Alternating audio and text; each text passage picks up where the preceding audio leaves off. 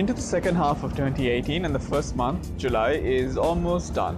But what we can look back on this month especially are some key economic events and a few developments that I'd like to talk to you today about.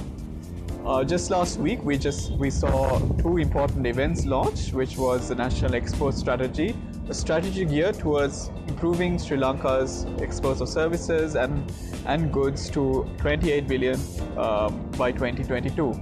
This looks at six focus sector areas, but also looks at support functions that will be an enabler for all sectors as well. And these documents are available online on EDB as well.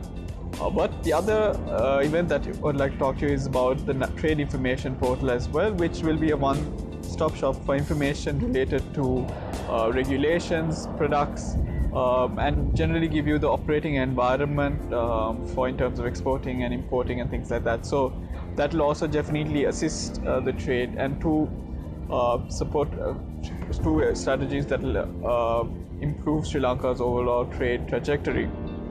On the other side, in the financial side, we have seen in the last few weeks a decline in local bond yields and also about a 50-60 basis point 0.6 decline in sovereign bond yields, which is a significant move, though the declines are not too big. A significant move in the context of this global uncertainty and money going out of markets like Sri Lanka due to some of the global uncertainty.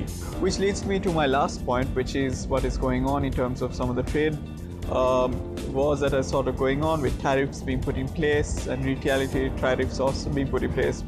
And the uncertainty is definitely causing a lot of noise, some which is really having real-time impacts.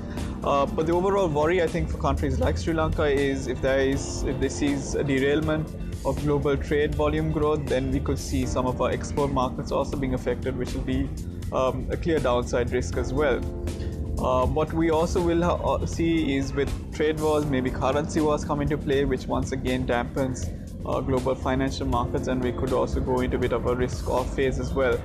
On the upside, there is, if you can see both sides of the coin.